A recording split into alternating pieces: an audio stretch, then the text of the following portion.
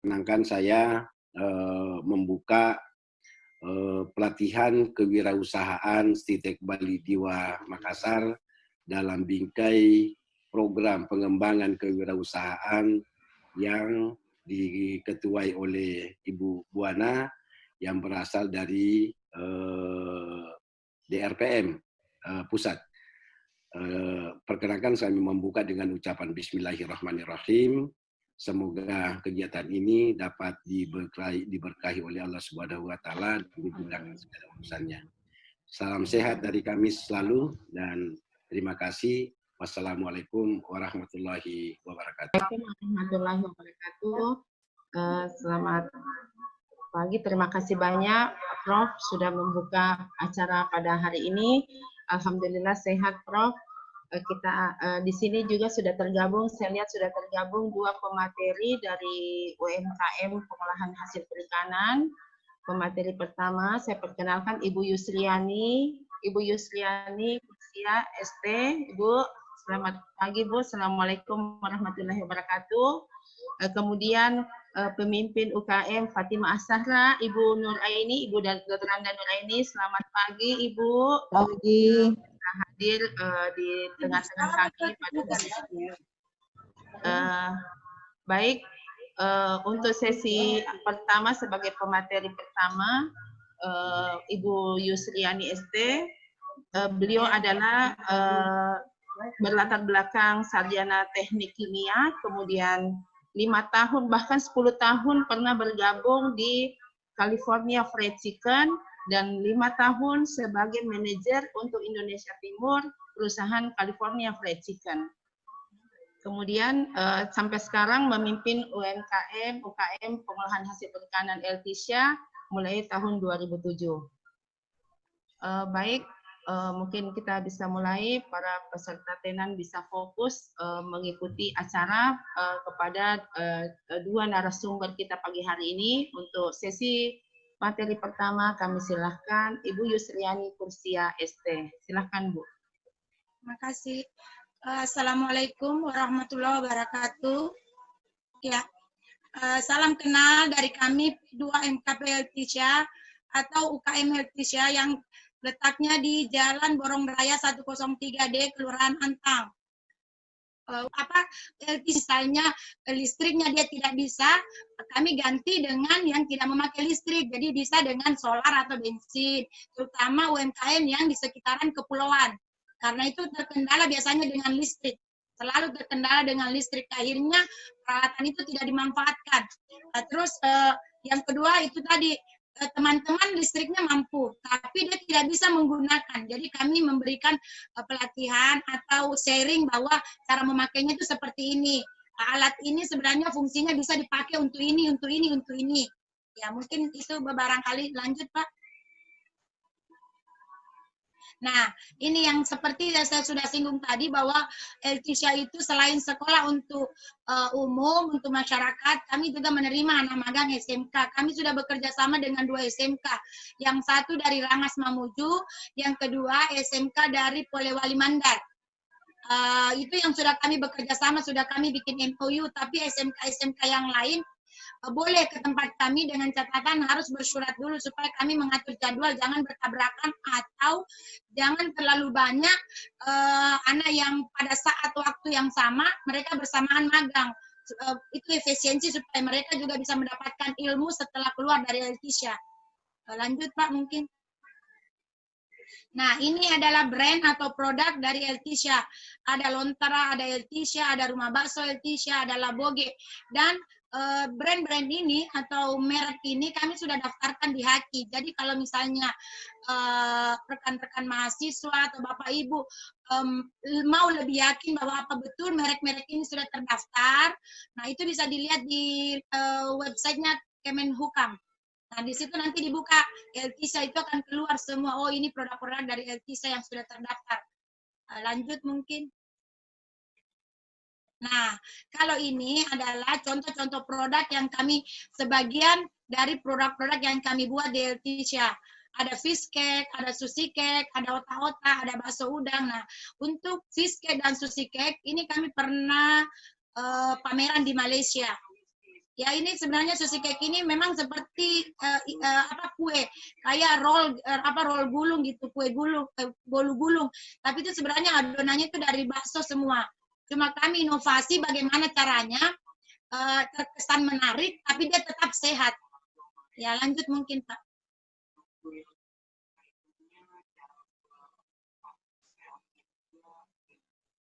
Nah, kalau ini label Eltisha yang sudah punya SNI dari BSN, yaitu otak-otak bakso ikan. Kalau ini semua nih sudah masuk kategori. Kenapa produk Eltisha cuma ini yang punya label yang kami tampilkan?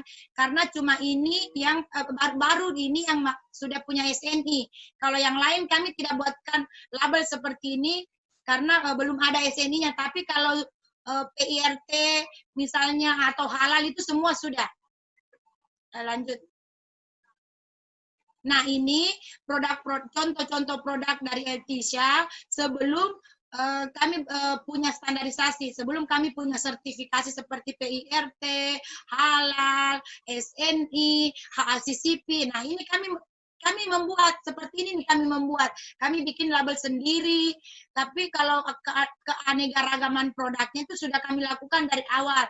Cuma untuk pelabelingnya kami tidak berani membuat kalau memang itu belum betul-betul bersertifikat, karena yang standar untuk melabel itu supaya kita tidak kena masalah di pasaran itu harus ada izin semua, sertifikasinya baru bisa labelnya distandarin. Jadi kalau kita mau menjual produk ini, kami menjualnya bentuk curah, tidak pakai label. Kalaupun ada label, hanya label sekedar bahwa oh ini untuk membedakan saja, oh ini bakso goreng, ini bakso ayam misalnya. Lanjut Pak.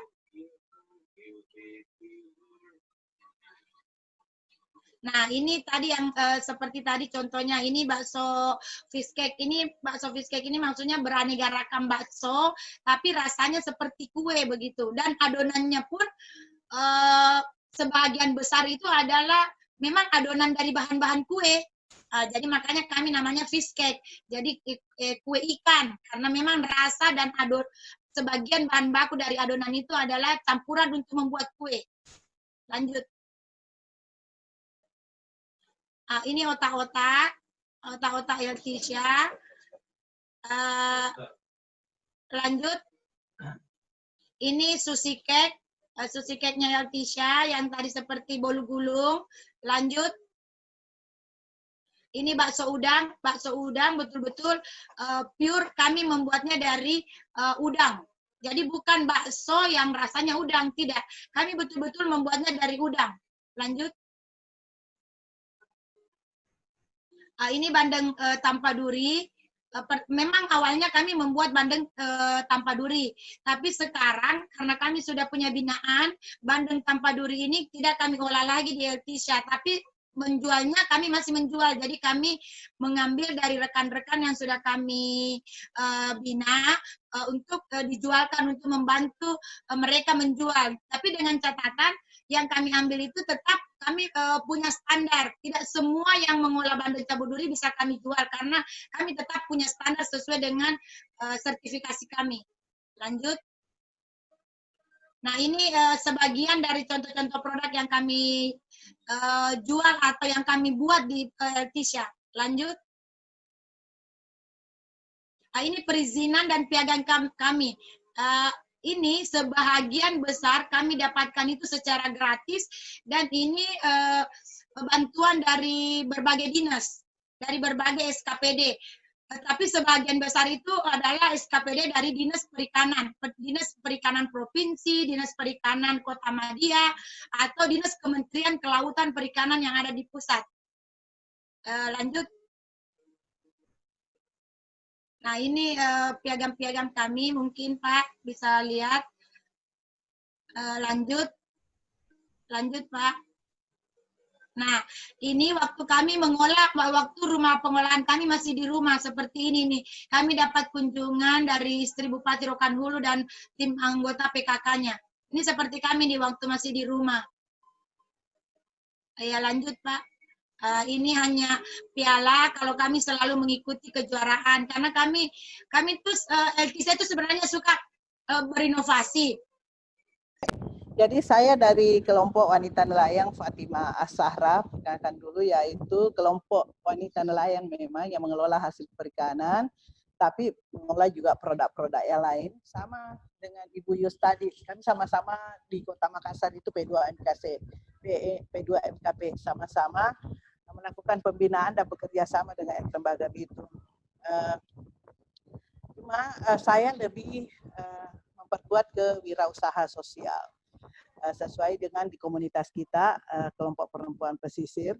Mungkin profil saya nanti bisa dilihat di video-video kita apa-apa yang telah dilakukan, bahwa yang penting di sini bagaimana kita membangun usaha sebenarnya, bagaimana mengembangkan usaha kita itu dan kecil sampai menjadi besar. Saya juga dari anggota kelompok yang mula-mulanya hanya 3 orang berkembang menjadi 5-10, sekarang kurang lebih perempuan terlibat 600 orang perempuan yang terlibat di kegiatan kita. Jadi saya memang berorientasi ke kelompok. Jadi keuntungan usaha itu bukan saya menjadi penikmat sendiri, tetapi ada penikmat yang lain, yaitu dampak sosialnya. Jadi keuntungan usaha kita ada untuk lansia, ada untuk wanita korban KDRT, ada untuk anak-anak yang mengalami kekerasan, sehingga di kelompok kita setelah usaha berkembang, kita membuat suatu komunitas untuk memberdayakan masyarakat di sekeliling kita, sehingga banyak pelibatan. Saya harap juga adik-adik nanti jika melakukan suatu usaha, jangan cuma kita memikirkan diri kita, tapi bagaimana melibatkan orang-orang di sekitar kita sehingga menjadi penerima dampak dan usaha kita. Dan usaha itu tidak langsung besar, perlu proses yang panjang dari yang kecil-kecil yang besar. Saya awalnya cuma bermodal 1,5 juta, hasil dari kumpul-kumpul dengan teman-teman berkembang. Dari awalnya cuma bisa mampu bikin apel 35 kilo, bisa membuat 1 sampai 2 ton per bulannya. Akhirnya bikin otak-otak, bandeng cabut tulang, nugget, bakso, sambal asin, pokoknya peran kita sangat banyak. Karena itu dari kelompok-kelompok kita yang membuat produk, kita jual secara bersama-sama. Kalau materi itu kan kita bisa lihat nanti dari moderator nanti akan melihatkan. Yang saya tekankan ke sini kepada adik-adik bahwa sebagai seorang pengusaha itu kita harus mampu menjadi enlightened atau mendidik, mampu enlightened, educate, empower. Bagaimana kita mendidik, mencerahkan dan memberdayakan masyarakat sekitar kita. Karena usaha itu sangat penting bagi kita. Bahwa memulai sesuatu itu tidak mungkin kita langsung besar, tetapi mempunyai proses yang panjang. Saya dari awal, dari pintu ke pintu, dari ke rumah, bagaimana memasarkan saya punya produk, jatuh bangun kita di dalam usaha itu sangat penting. Kenapa di dalam suatu usaha bukan uang segalanya. Setiap saya keliling Indonesia, yang selalu mereka, kalau kenapa usahanya enggak berhasil, enggak ada modal Bu, enggak ada pasar, itu alasan yang sangat klasik sebenarnya. Jika kita mau bergerak dalam membangun usaha itu bukan uang segalanya, tapi kemauan dan keinginan kita, dan kepercayaan kita itu adalah hal yang penting di dalam mengembangkan usaha kita. Makanya insting seorang pengusaha, bahwa insting seorang pengusaha atau pebisnis itu sangat, di situ kita melihat bagaimana kemampuan membaca pasar. Bagaimana kita bisa membaca pasar, kemampuan negosiasi kita, tawar-menawar kita kepada konsumen. Kemudian kemampuan menentukan kapan dan bagaimana kita mengambil kebijakan untuk usaha kita. Kemudian kemampuan dan mengetahui dan menerima sumber-sumber potensi. Kemudian bagaimana kita, sebenarnya pengusaha itu harus supel, ramah, sopan dan menghargai pendapat orang. Jangan produk kita dikritik orang, kita menjadi tidak suka ke orang itu. Karena itu menjadi suatu masukan buat kita bagaimana mengubah diri kita menjadi lebih baik dan lebih baik. Karena saya sudah merasakan proses dibawa jatuh bangun, ditolak-tolak itu biasa, diperlakukan tidak nyaman itu biasa. Terkadang sama anggota saya bilang, inilah dinamika kita dalam motivasi dan pemaparannya juga sangat baik. Nah, pertanyaan saya, Ibu, kan angkatan 19 ini kayaknya baru tes pertama gitu, Bu. Mungkin kayak kalau masalah kesalahan sedikit saja sudah down gitu, Bu. Jadi apa solusinya, Bu, supaya kayak angkatan-angkatan yang baru ini yang baru bergabung untuk mencoba usaha sendiri, apa tips-tipsnya untuk bisa kokoh dengan pendirian sendiri, Bu? Ya. Silakan mungkin Terima kasih. baik, bisa langsung jawab. Mungkin dari Ibu Iya. Eni dulu atau Ibu nanti Ibu Yus Iya, juga biasa. memberikan tanggapan. Terima kasih. Assalamualaikum warahmatullahi wabarakatuh. Waalaikumsalam warahmatullahi wabarakatuh. Jadi, pertama-tama saya perkenalkan diri dulu. Nama saya Nasruddin dari Dinas Kesehatan Kota Makassar. Jadi kebetulan terkait dalam hal sertifikat penyuluhan atau sertifikat pangan industri rumah tangga itu berada di bawah koordinasi kami. Jadi tadi Dr. Irma sampaikan bahwa katanya jadwalnya ini hari untuk bawa ke materi, namun ada kegiatan yang mendadak sehingga mengamanatkan kepada kami untuk menggantikan beliau untuk membawakan materi. Baik, kita langsung ke materi. Yaitu yang pertama, peran Dinas Kesehatan dalam penerbitan sertifikat pangan industri rumah tangga. Sebagaimana kita ketahui bersama bahwa saat ini pangan industri rumah tangga itu semakin meningkat. Bisa dilihat dari banyaknya produksi-produksi pangan industri rumahan, baik itu di toko tradisional maupun di gerai-gerai modern.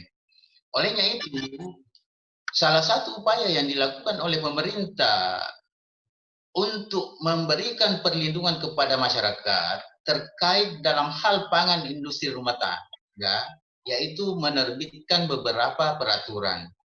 Kemudian selanjutnya nanti, inilah yang menjadi pedoman bagi Dinas Kesehatan maupun produsen untuk melakukan pengolahan industri rumahan.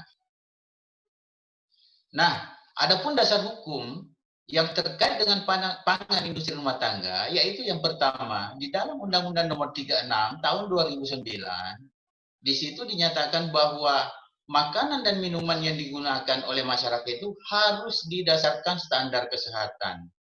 Jadi yang dimaksud di sini standar kesehatan, yaitu ada nanti mekanisme yang harus dilakukan oleh pemohon untuk mendapatkan sertifikat PIRT.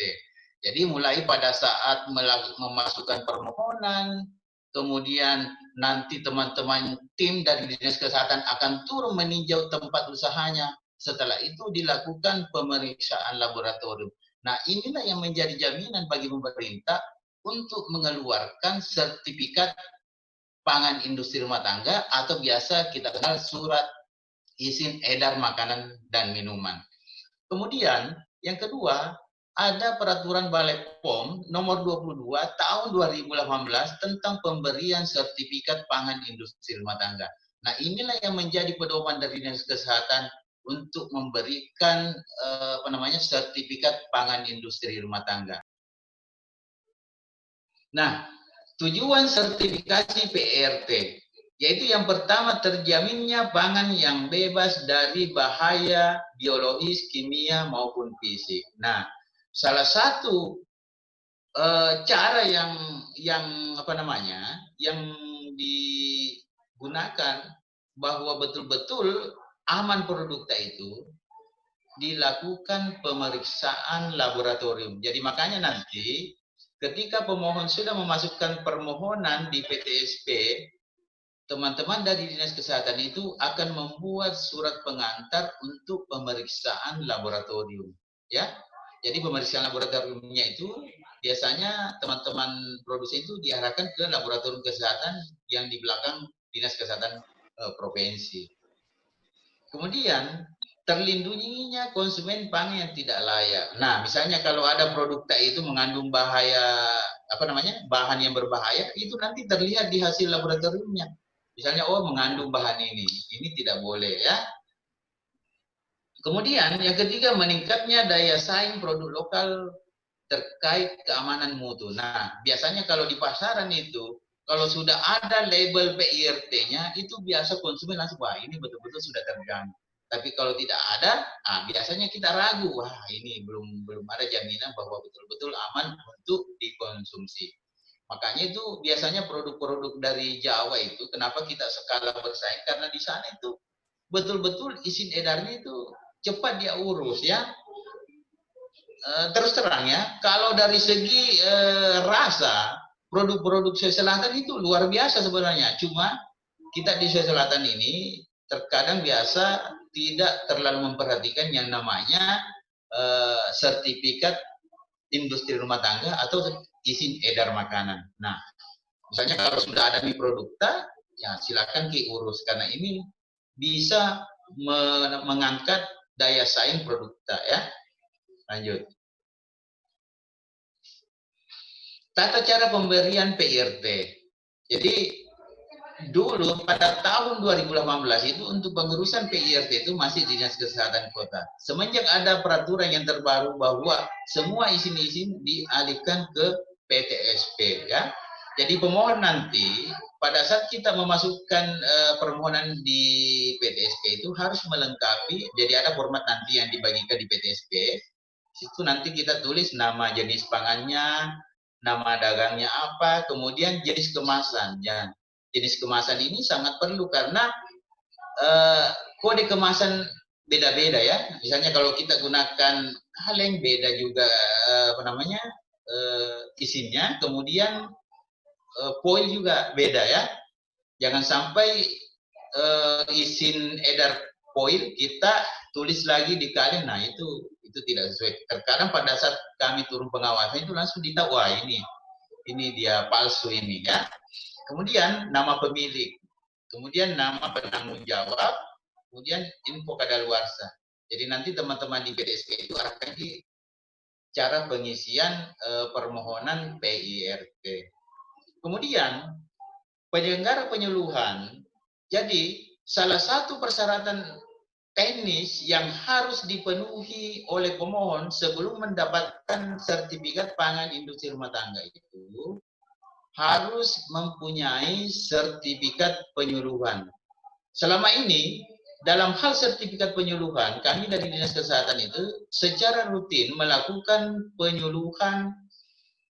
Biasanya kami lakukan itu 3 kali dalam setahun ya. Cuma karena ini ada pandemi, maka kami rubah polanya. Pola penyuluhannya itu teman-teman yang melakukan visitasi di lapangan langsung memberikan penyuluhan langsung ya. Jadi nanti itu setelah dilakukan penyuluhan langsung begitu, nanti teman-teman itu akan mengeluarkan sertifikat penyuluhan. Lanjut.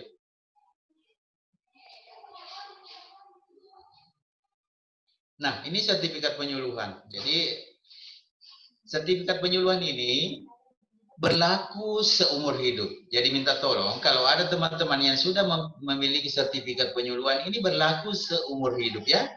Kemudian berlaku di seluruh Indonesia.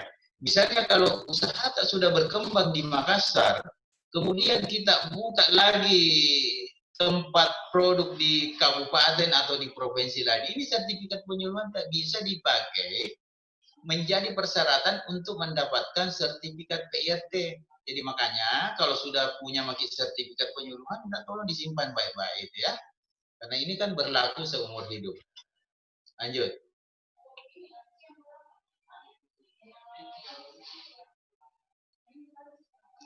Kemudian nomor PIRT. Nah, tadi saya sudah sampaikan untuk nomor PIRT ada kode-kode khusus itu, misalnya saat itu kode kemasan ya.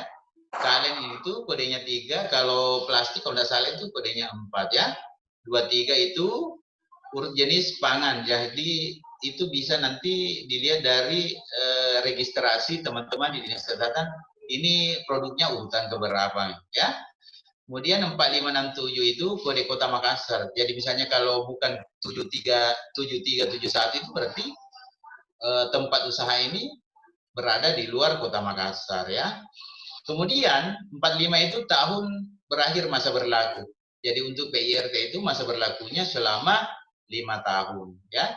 Dulu sebelum ada yang terbaru itu sama dengan sertifikat penyuluhan. Sertifikat PIRT itu berlaku seumur hidup, tapi dengan adanya aturan yang baru dan memudahkan juga teman-teman dalam hal pembinaan dan pengawasan, maka dibatasi masa berlakunya. Karena jangan sampai misalnya kalau sudah berkembang di usahanya, sudah bagus usahanya, jadi pada saat sudah berkembang ada misalnya bahan-bahan tertentu dia kurangi lagi. Nah, ini barangkali yang perlu dihindari. Inilah yang menjadi tujuan daripada pemerintah, kenapa dia keluarkan masa berlaku. Jadi pada intinya bahwa dalam hal pengolahan pangan industri rumah tangga itu ada 3 hal yang perlu diperhatikan, yaitu dari aspek biologisnya tadi saya sudah sampaikan, kemudian aspek kimia, kemudian aspek fisik. Nah, ini yang perlu kita nanti bahas. Itu tadi beberapa penjelasan terkait dengan perizinan. Tidak laku, kita nggak pergi kemana-mana, ya toh? Sehingga ini menjadi peluang bisnis yang konservatif. Dulu orang kalau mau makan mencari KFC gitu ya. Sekarang KFC hanya bisa drive-thru gitu. Ya, dulu orang mau makan sesuatu harus mencari mall. Prediksi setelah bulan bulan ketiga ini, setelah bulan Juli ini, apabila tidak terjadi gelombang kedua, ada perusahaan-perusahaan besar seperti tempat makan besar, hotel yang pasti, mall yang pasti itu akan bangkrut. Ya, karena work from home and stay at home. Ya, sehingga semua ada di rumah semua, ngapain lagi ada di mall gitu. Jadi karena kebutuhan dasar, yang penting saya di rumah bisa melakukan sesuatu, bisa menghasilkan uang, tetapi bisa makan, tetapi sehat dan sebagainya. Nah, ini yang terakhir, berkembangnya solidaritas sosial dan belas kasihan, berkembangnya menjadi lebih bagus. Kenapa seperti itu? Karena hanya dengan duduk di rumah saja, hanya dengan beraktivitas di rumah saja, penghasilannya lebih banyak pada saat daripada kita keluyuran kemana-mana. Kita kerja di pabrik, di cold storage di Makassar, salah satu mahasiswa kita, gajinya antara 2,6 sampai 3 juta, atau UMR kita kan 2,6 juta. Gitu. Tetapi kita dengan bisnis online saja, di rumah, memasarkan produk, kita tidak kemana-mana, kita hanya menggunakan telepon, barang dari sana, dikirim ke sana, yang melakukan orang lain, tetapi kita dapat untung. Satu hari memungkinkan kita juga bisa mendapatkan 2 juta lebih. Sehingga apa? Karena kita akhirnya mempunyai penghasilan lebih dan kita hanya membutuhkan kebutuhan dasar makan, sehat, dan olahraga, akhirnya kita mempunyai kelebihan rezeki. Dan itulah yang menjadi dampak berkembangnya solidaritas sosial di antara kita. Dan terbukti, selama pandemi ini, selama 4 bulan ini, menurut Forbes, kemarin saya mencopas dari seminar yang kemarin, Indonesia itu negara nomor 1 yang mengatasi pandemi dengan solidaritas. Itu Indonesia. Ya, kita patut berbangga. Oke. Kemudian kita masuk mulai agak dalam lagi di strategi bisnis UMKM. Saya masih mengambil dari beberapa masukan. Sehingga di saat ini Anda semua sebagai calon entrepreneur harus melihat peluang usaha baru. Dan memang dengan kondisi yang baru, kita harus mampu peluang usaha baru. Kita dituntut harus mengembangkan inovasi. Kita harus dituntut menciptakan pasar baru, karena Anda akan menjadi produsen atau Anda yang akan melakukan kegiatan jasa. Untuk itu, Anda yang harus mempunyai pasar sendiri. Otomatis, Yang terakhir, menyusun rencana pemasaran yang sesuai dengan kapasitas dan jaringan yang bisa Anda buat. Nah, sektor bisnis apa yang tahan krisis? Ini saya ambil dari webinar kemarin antara Kementerian Perdagangan, Kementerian Perindustrian, Apindo, sama Kadin yang dipelopori oleh ITB. Ya, sektor apa yang tahan krisis? Kita kan sedang menghadapi krisis kesehatan dan ekonomi ini. Ada 4 di sini. Sektor digital, tahan krisis itu. Sektor jasa atau produk kesehatan. Orang sekarang itu yang menjadi utama setelah makanan, itu produk kesehatan. Kalau dulu bedak untuk saya cantik, tapi sekarang ke depan pasti bedak tidak laku. Nanti Bu Buana sama Bu Jawiana pasti bedaknya banyak di sini. Atau kemana-mana, membedakan siapa yang lihat. Jadi produk kesehatan yang empon-empon, yang makanan dari rumput laut, yang semua berkaitan ke sana, itu yang akan laku. Terus kemudian pendidikan dan pelatihan seperti ini. Ke depan akan banyak orang yang akan menjadi event-event organizer di pelatihan ini. Dan saya kemarin tertarik sama si Rizky Ramadhani ini. Bu Buana, Rizky Ramadhani kemana ya? Ikut nggak dia? Halo? Pak, ada Pak. Ya, saya tertarik karena dia masih mahasiswa saja waktu itu sudah jalan-jalan ke Raja Ampat di sana. Dan dia tertarik untuk virtual, dia tertarik untuk bisnis IT. Saya berharap dia akan menjadi tangan kita untuk di titik balik jiwa untuk koperasi yang kemarin Bu Buana sama Prof rancangkan. Yang ketiga, sektor bisnis makanan dan minuman. Ya, ini bisnis yang tahan krisis. Karena makanan dan minuman tidak akan putus, tidak akan ada bangkrutnya sampai kita dari mulai lahir sampai kita ditanam itu, makanan dan minuman itu akan selalu nempel di setiap makhluk hidup. Jadi bisnis ini bisnis yang tahan krisis. Ya, makanya saya teman-teman dosen yang sudah melakukan itu, dan kemarin juga sebagian besar yang ikut, yang saya wawancarai rata-rata makanan dan minuman, bahkan ada gorengan. Di sini gorengan tidak ada cuma makanan dan minuman, bukan gorengan. Nah, yang keempat, sektor produksi bahan pokok. Apa itu bahan pokok? Produksi bahan pokok. Kita sudah masuk ke bidang kita. Dia bisa dimakan, dia bisa dijual, dia bisa diinvestasikan. Ya, nanti kita lihat ada terpal, ada budidaya terpal, ada pakai wadah-wadah, pakai akuarium, tadi pakai ember. Itu kan bisa kita sudah selesai, mungkin bisa kita simpan untuk tetangga kita, ponakan dan sebagainya. Terus bisa dilakukan di rumah. Kita bisa melakukan panen harian, panen mingguan, panen bulanan. Dengan kita mempunyai ember, katakanlah 12 ember, berarti kita bisa melakukan panen mingguan. Hari ini panen tebar di sini, besok tebar di sini. Kita akan bisa membuat siklus sendiri. Ingat tadi, orang yang bisa menguasai kondisi sekarang, dia bisa mempunyai rencana atas hidupnya. Mau dia tidur 1 harian, mau dia kerja 1 harian, itu terserah dia. Itulah, era new normal adalah era menjadi pemimpin diri sendiri. Lihat potensi dirimu. Lihat apa yang sudah terjadi di dalam hidupmu.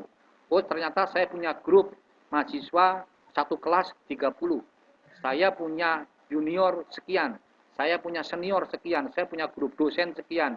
Sekarang jaringannya Dr. Johansah lagi sekian. Itu semua adalah pasar. Itu semua adalah potensi dan Andalah pemimpinnya. Tadi awal-awal saya katakan, Anda kalau bisa menunjukkan dirimu, memimpin dirimu sendiri, Anda akan dilihat oleh mitra-mitramu. Dan Anda akan menjadi pengusaha. Begitu, Rizky. Ya. Silakan. Ya, baik Pak Indra. Ini Pak Indra sudah banyak sekali memberikan tips, trik, strategi, apalagi di masa pandemi ini. Era ini beriringan sekali Pak ya, adanya pandemi ini dengan wacana industri 4.0, kemudian tiba-tiba pandemi COVID datang, ini seakan-akan menjawab ini untuk bagaimana pelaku-pelaku usaha untuk tetap bisa eksis di era yang sudah era industri 4.0 ini. Saya kira, Bu, saya tambah sedikit. Tahun 1998 itu UKM Sulawesi Selatan meminta kepada pemerintah supaya krisis moneter diperpanjang, Pak Johansa. Jadi 1998 itu Krismon itu UKM Sulawesi Selatan itu betul-betul hebat-hebat. Dia minta diperpanjang karena harga produk perikanannya itu kan dinilai dolar, ya. Nah, sehingga dia malah jadi makin kaya. Dan ini tadi Pak Johansa informasikan di Makassar gara-gara kuliner menjadi bergairah. Anda ini di Makassar, Anda ini di Sulawesi Selatan. Anda tinggal kelayakan bisnis ini itu adalah pemerintah. Ketika adik-adik mau menerbitkan usaha, yang dia cari adalah ini usahamu bergerak di bidang apa misalnya? Apakah kamu bergerak di bidang jasa, dagang, atau manufaktur? Itu yang dibutuhkan, yang membutuhkan studi kelayakan bisnis ini. Makanya urgensinya adalah adik-adik harus membuatnya. Adik-adik harus bisa meramalkan usaha adik ini dalam misalnya minimal dulu 5 tahun. Oke. Dalam menyusun sistematika studi kelayakan bisnis itu ada sistematikanya. Sama kalau kayak kita bikin, kalau ada mungkin biasa bikin laporan penelitian kah atau laporan kerja laporan kegiatan di kampus. Nah, sistematikanya itu dimulai dari 1 sampai ringkasan, kemudian ada latar belakang proyek dan prakarsa, ada aspek pasar dan ada aspek pemasaran, aspek teknis dan teknologi, kemudian ada manajemen operasional dan tenaga inti, aspek ekonomi dan keuangan, begitu juga kesimpulan dan saran dari studi studi kelayakan bisnis yang dibuat. Dan di bagian latar belakang itu yang kalian tulis, jadi yang perlu diperhatikan dalam mengisi studi kelayakan bisnis ini itu adalah gunakan dulu bahasa yang baik dan benar, ya. Gunakan bahasa yang baik dan benar, dan usahakan apa yang kita tulis itu adalah istilahnya bahasa yang semua membahas tentang potensial dari apa yang mau kita lakukan, ya. Jadi misalnya di bagian latar belakang pemilik, isinya itu nama pemilik dan alamat usaha, peran dan jabatan, kemudian pengalaman dan kemampuan keuangan. Ya, di bagian kedua itu ada rencana usaha. Jadi deskripsikan tentang usaha kita, jenis produk tak. Misalnya kita bergerak di bidang kosmetik, bergerak di bidang makanan, atau bergerak di bidang obat-obatan misalnya. Nah, uraikan juga siapa yang mau menggunakan kita punya produk. Siapa kalau kita bikin misalnya kosmetik, sasarannya ini siapa? Siapa yang pembeli tak potensial? Kemudian kontribusi usaha pada ekonomi nasional dan lokal. Jadi kalau adik-adik dulu masih di tahap di lingkup mahasiswa, kemahasiswaan, yang utama itu adalah kontribusi usaha pada perekonomian lokal. Apalagi kalau misalnya ada adik-adik yang mengambil bahan bakunya dari daerahnya, anggaplah dari misalnya dari Bone atau dari mana di sekitar rumahnya. Jadi itu adalah yang mau digambarkan dulu, itu adalah bagaimana kontribusi usaha kita ini pada level di lokal, kemudian di nasional. Nah, di rencana usaha lagi itu ada bagian pandangan pemerintah terhadap rencana usaha kita. Pandangan pemerintah ini itu adalah bagaimana kemudian usaha kita ini posisinya di pemerintah, posisinya di perekonomian. Kalau kalian misalnya agak bingung, itu posisinya di, misalnya kalau dia dikasih masuk di koperasi kah, atau di pasar kah, seperti apa respon pemerintah melihat kita punya produk. Nah, selanjutnya ada studi pendukung. Studi pendukung ini itu adalah menguraikan hal-hal yang kemudian mendukung dari apa yang direncana usaha ini. Misalnya seperti ini. Kalau kalian membuat sebuah produk yang produknya itu istilahnya kalian dihasilkan bahan bakunya itu ada di rumahnya, misalnya gampang didapat, itu bisa kalian uraikan di studi pendukung, ya. Berikutnya itu adalah aspek pasar dan pemasaran. Pada slide berikutnya itu aspek pasar dan pemasaran, itu kita mau melihat bagaimana produk yang kita hasilkan ini diterima oleh pasar dan bagaimana dia diterimanya. Bagaimana kita membuat dia diterima. Apa langkah yang mau kita lakukan? Apa langkah yang mau kita ambil dalam memasarkan kita punya produk? Jadi adik-adik uraikan laporan laba rugi. Oh, ini dia. Nah, ini laporan perhitungan laba rugi. Di suatu unit usaha, ketika kalian berubah, misalnya selesai dari balik diwa, masih melanjutkan usaha ini, yang paling penting sebenarnya yang harusnya kalian selalu buat adalah perhitungan laporan laba rugi. Karena kita kan perusahaan, kalian kan perusahaan manufaktur atau perusahaan dagang, menjual, memproduksi, kemudian menjual, ya. Jadi yang penting dan yang paling penting sebenarnya kalau kalian mau mencari pembiayaan, itu adalah yang mau dilihat itu adalah laporan laba rugi, karena mau ditaksir berapa penjualan dan berapa laba bersih. Lihat di awal ada kata penjualan. Penjualan itu adalah semua uang yang kita peroleh waktu kita menjual. Kemudian dikurang return dan pengurangan penjualan. Misalnya biasanya itu kalau ada teman tak yang membeli, yang biasanya produk tak dijualnya 10.000, tapi karena teman tak dia cuma dijual 9.000, artinya di situ ada pengurangannya 1.000 misalnya, ya. Kemudian setelah dia dikurang dapat namanya penjualan bersih. Nah, ada di sini kata-kata HPP yang tulisan warna hijau, itu lain lagi perhitungannya. Nanti ada lagi di slide berikutnya. HPP itu singkatnya harga pokok penjualan. Jadi setelah kita mendapatkan nilai penjualan bersih itu kemudian dikurangi dengan HPP, dapat namanya laba bruto.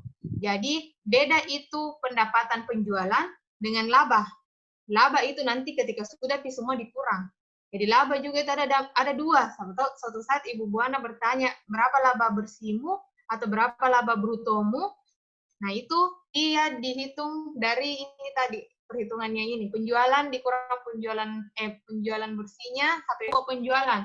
Paling utama sebenarnya dari kalian juga adalah harus bikin HPP. Kenapa kita mau bikin HPP? Karena kita mau lihat bagaimana persediaan kita, barang kita yang mau kita beli. Di situ biasanya orang bikin rata-rata berapa harga yang mau kita jual sama produk tak. Misalnya, pembelian, persediaan 1 Januari, anggaplah kalian memulai di 1 Januari, berapa persediaannya? Persediaan ini itu bisa saja tidak ada. Kalau memulai utama itu bisa saja tidak ada. Tapi kalau ada nih, misalnya kau bikin rumput laut, awal-awal tidak beli, awal-awal tidak beli, karena dikasih sama orang tua atau apa. Jadi itu adalah persediaan.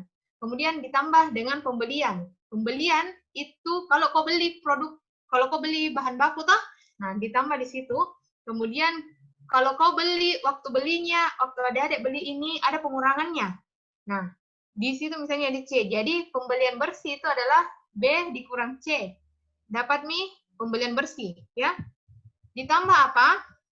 Kalau misalnya waktu kita belinya di Bone, dikirim ke Makassar, ada ongkos pengiriman. Jika ada. Kalau ada, kalau tidak ada, tidak usah.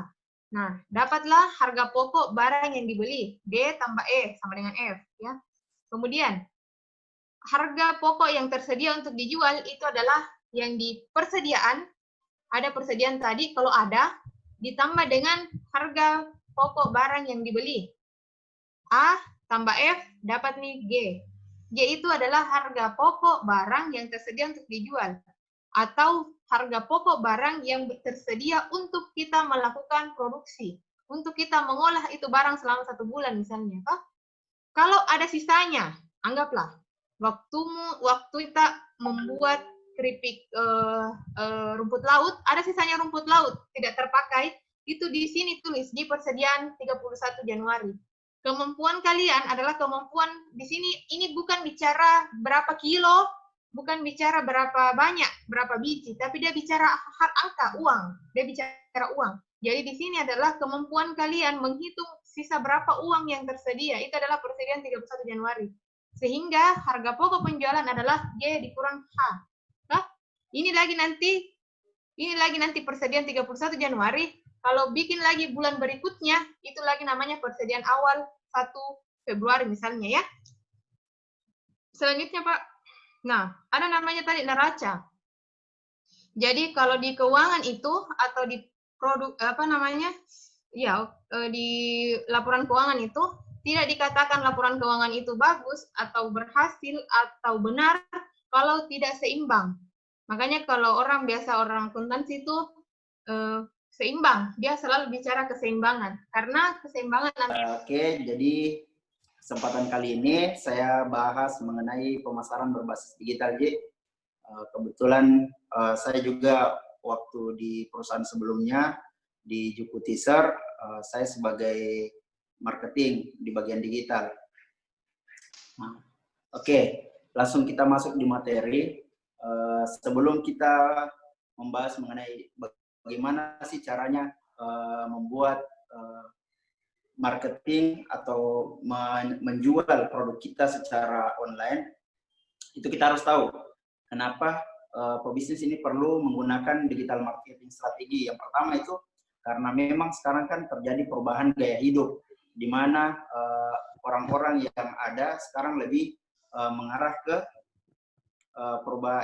bidang-bidang digital. Rata-rata orang kehidupannya pasti senantiasa menggunakan handphone, laptop. Kalau dari saya tipsnya itu yang pertama itu fokus pada traffic. Jadi bagaimana teman-teman bisa mendatangkan calon customer. Jadi orang-orang yang suka dengan produk kita itu bagaimana dia datang dulu. Jadi jangan langsung menjual. Kemudian frekuensi kunjungan, dalam artian orang yang pernah berkunjung ke kita atau yang pernah beli, bagaimana caranya dia untuk beli kembali. Kemudian yang ketiga yaitu volume transaksi, peningkatan jumlah transaksi. Dalam artian ketika dia sering membeli tapi misalnya cuma 1, 2, bagaimana caranya kita meningkatkan supaya dia bisa membeli berkali-kali.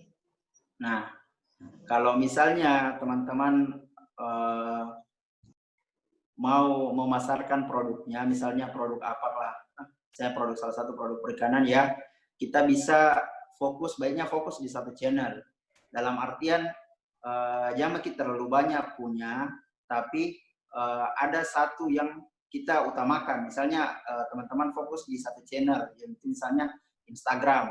Saya akun Instagram apalah, jual bandeng presto atau apalah. Lanjutkan itu berdasarkan hasil riset yang ada, 9 dari 10 kemungkinan market kita berada di Instagram. Jadi memang rata-rata ketika kita menjual itu 10 orang yang ada target, 9 diantaranya itu mereka bermain Instagram.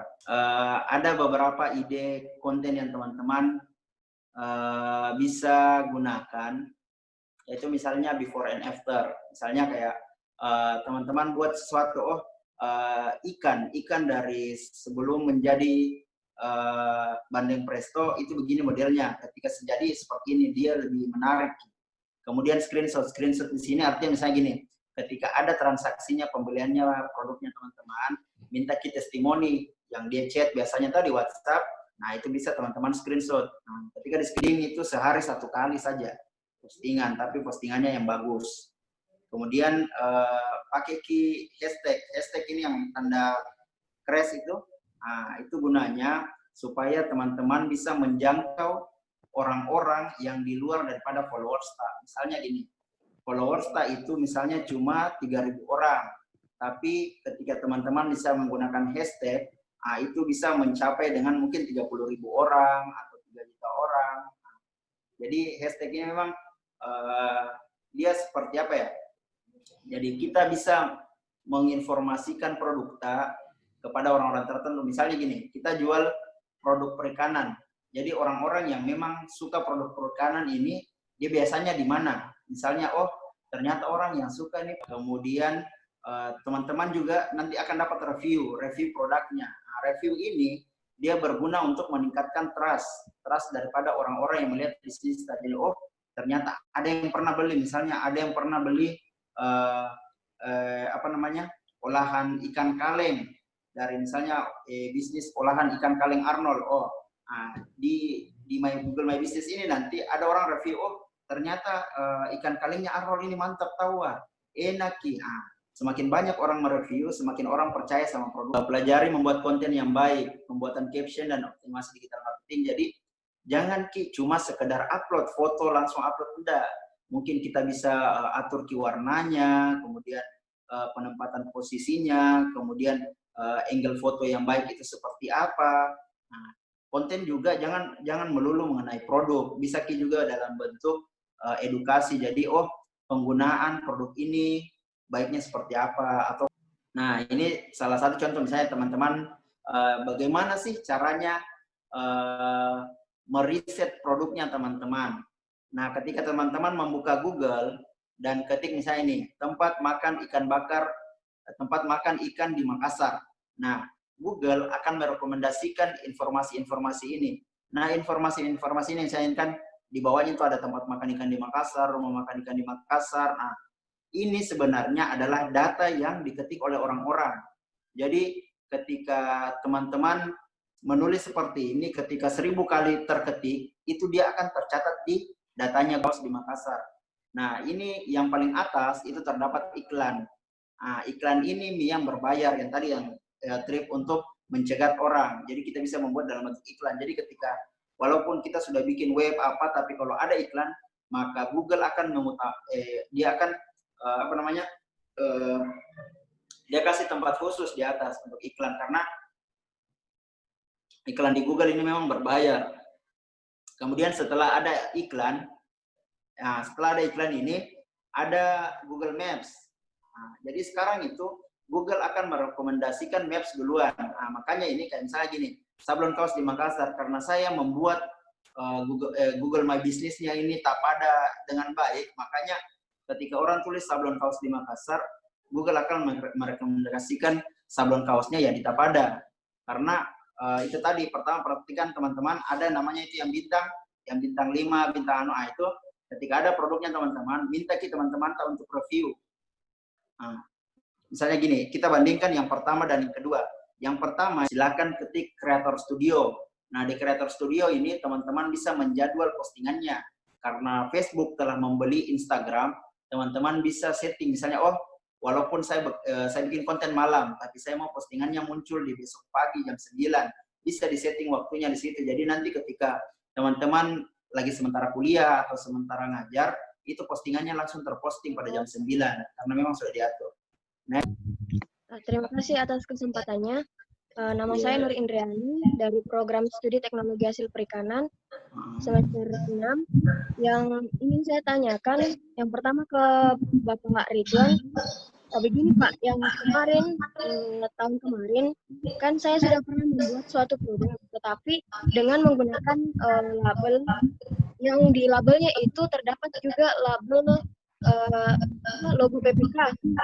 Nah, bagaimana itu tentang pelabelannya Pak? Apakah dibolehkan atau tidak? Karena yang tadi saya bahas itu mengenai label lembaga itu tidak diperbolehkan. Nah, bagaimana kalau misalnya ini tim PPK kan sebagai support untuk pembuatan produk?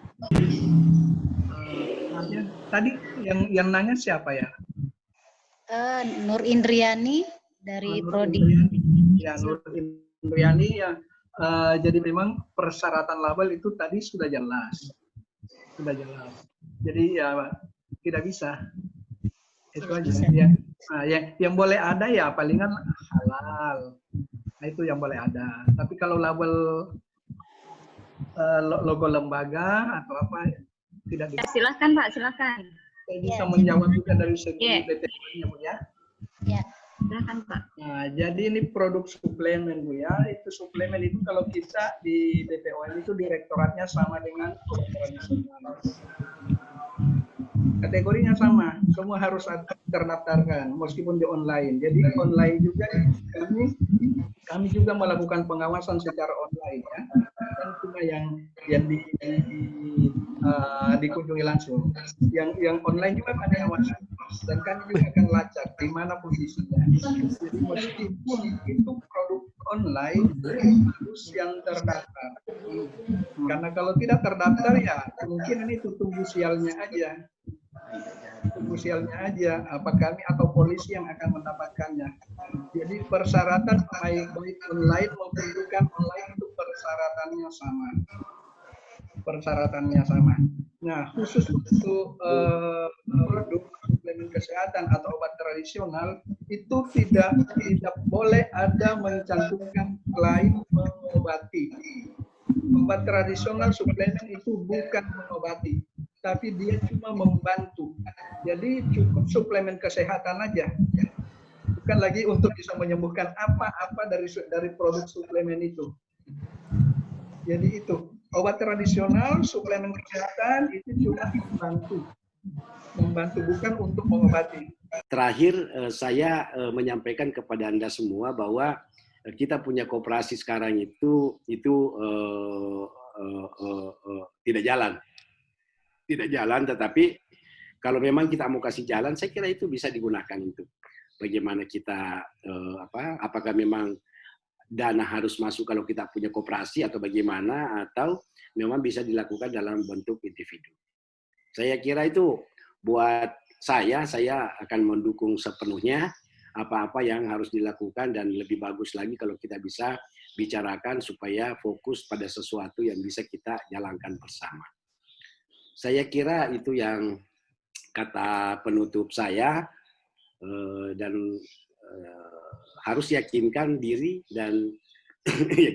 bahwa 6 sampai 1 tahun ke depan saya akan ketemu dengan Prof. Akmal dengan membawa suatu cerita keberhasilan tentang usaha yang saya sudah lakukan. Kalau itu ada, luar biasa itu. Insya Allah kami doakan bersama itu. Saya kira demikian kata-kata tambahan dari saya, dengan harapan semoga apa yang sudah lakukan dalam rangka mensukseskan kegiatan ini tercatat dalam sebagai suatu amal ibadah di sisi Tuhan yang Maha Kuasa. Demikian, salam sehat selalu, tetap jaga protokol kesehatan, dan jadilah contoh di tengah-tengah masyarakat dalam meraih suatu usaha yang walaupun kecil tetap sukses. Demikian harapan kami, lebih dan kurangnya mohon dimaafkan. Wabillahi taufiq wal hidayah. Ditutup ya. Oh iya, baik, dengan izin kita semua yang hadir pada hari ini, perkenankanlah saya selaku Ketua Sekolah Tinggi Teknologi Kelautan Baliktiwa Makassar menutup pelatihan kewirausahaan yang diprakarsai oleh Ibu Buana dan kawan-kawan, dan mendapat kepercayaan dari DRPM Jakarta. Izinkan kami menutup dengan ucapan alhamdulillahirabbil alamin. Semoga apa yang kita lakukan selama ini mendapat mendapat ganjaran dari Allah Subhanahu wa taala. Sekian, wassalamualaikum warahmatullahi wabarakatuh. Waalaikumsalam warahmatullahi wabarakatuh.